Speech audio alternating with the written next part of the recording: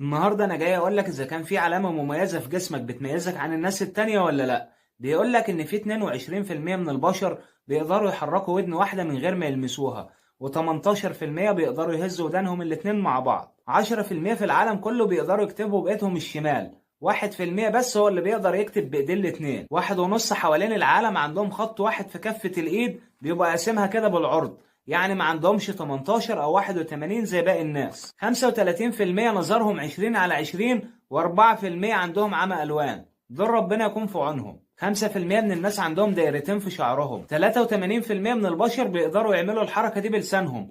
اما اللي بيقدروا يعملوا الحركة دي فدول عددهم 14.7%. 10% من البشر عندهم صباع الرجل الكبير بيبقى أقصر من اللي جنبه. 1% من الأشخاص بيبقى عندهم الرموش المزدوجة. 24% من العالم كله بيقدروا يرفعوا حاجب واحد. 5% من الأشخاص بتبقى ودانهم طالعة بره، والبعض منهم بيعمل عمليات علشان يرجعها تاني لورا. 1 من كل 50,000 بيكون عنده متلازمة القطط، ودي طبيا بتعتبر تشوه، لكن الناس بتشوفها جميلة. وفي النهاية لو عجبك الفيديو ما تنساش اللايك وتشترك في القناة لو انت لسه جديد. نسيت اقول لكم اكتب لنا في التعليقات اذا كان عندك علامة من اللي انت سمعته النهاردة ولا لا.